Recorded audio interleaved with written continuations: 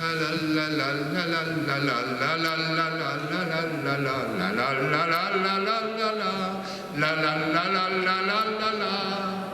se donne la main, on s'embrasse en chantant, c'est aujourd'hui le jour du jour. On se donne la main, on s'embrasse en chantant, c'est aujourd'hui le jour de la... Ça répond pas fort, franchement.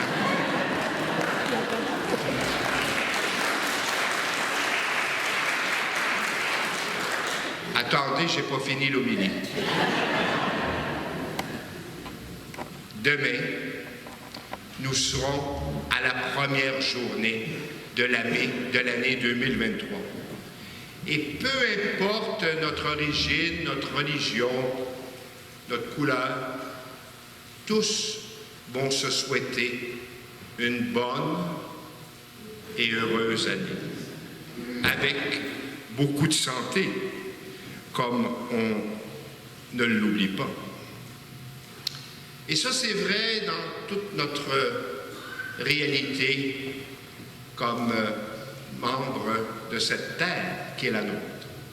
Mais pour nous, les chrétiens, cette première journée de l'année prend un sens bien particulier. Le premier, c'est que nous célébrons Sainte Marie, Mère de Dieu. Vous savez l'histoire de Marie, cette jeune femme promise à Joseph et qui, sous l'action de l'Esprit Saint, qui est Dieu,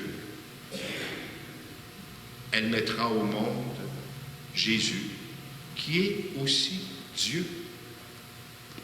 Et c'est à cause de l'Esprit, à cause de Jésus et à cause du Père qui lui confie cette mission qu'on peut dire de Marie qu'elle est la Mère de Dieu.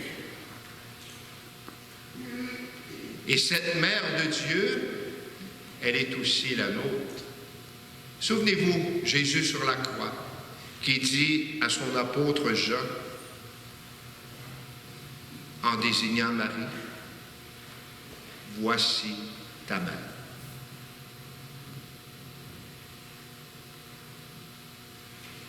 En désignant Marie comme la mère de Jean, c'est à nous tous que Jésus confiait sa mère.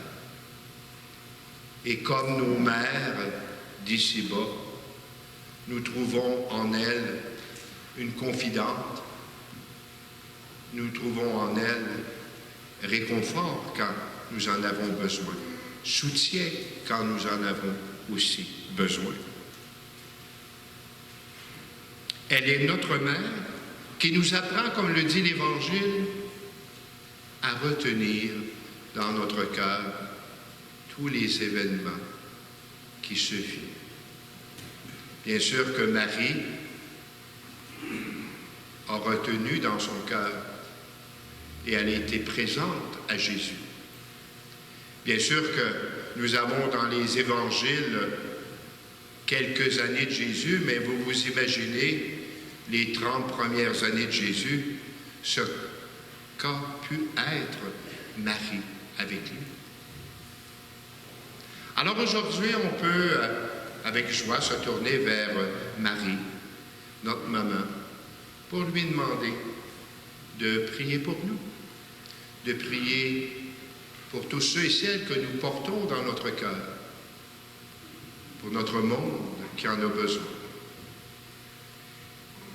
Cette première journée de l'année, le pape Paul VI l'a consacrée Journée mondiale de la paix. On n'a pas besoin de chercher longtemps pourquoi notre monde a besoin de paix. On a juste à peine de regarder l'actualité dans le monde, mais aussi l'actualité de nos familles, de nos couples, de nos milieux de vie, pour souhaiter, désirer et prier pour que la paix puisse s'installer. Car avec la paix, nos rapports les uns avec les autres sont davantage empreints de l'amour tel que Dieu nous invite à le vivre avec ceux et celles qui nous entourent. Cette journée première, elle est bien en lien aussi avec Jésus, en le nom, nous dit l'évangéliste, que Jésus a reçu et qui signifie « Jésus sauve ».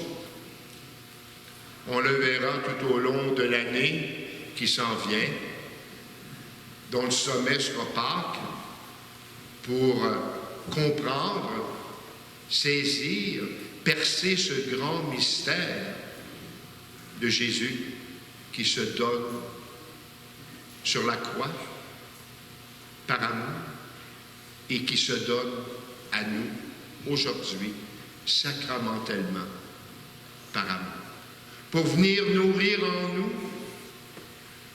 cette capacité d'aimer, parce que c'est ce qui donne le sens à notre vie. Cette première journée de l'année est aussi un moment de bénédiction. Vous savez, bénir, ça veut dire vouloir du bien. Quand on souhaite mutuellement une bonne et heureuse année, quand on souhaite de la santé, quand on souhaite le meilleur, ben on se bénit les uns les autres. Et quand Dieu nous bénit, il pose un acte de fécondité et de vie. Parce qu'avec lui, la vie surgit. D'ailleurs, dans le psaume, on le disait, « Dieu, notre Dieu, nous bénit ».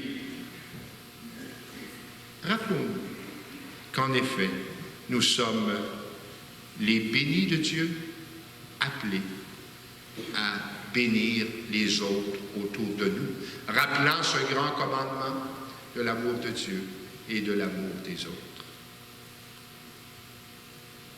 Tantôt, comme nous le faisons dans chaque Eucharistie, je vous dirai que le Seigneur soit toujours avec vous et nous allons nous tourner les uns vers les autres pour se souhaiter justement cette présence qui apporte la paix, cette présence qui alimente notre vie, cette présence qui vient y donner tout son sens.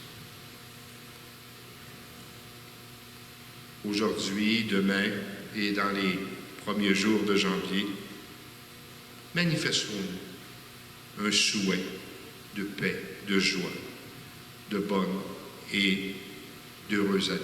En sachant qu'il ne faut pas que le souhaiter, mais il faut s'engager. Il faut faire tout notre possible pour faire la paix, pour vivre de l'amour de Dieu, pour être des hommes et des femmes de foi, d'espérance et de charité.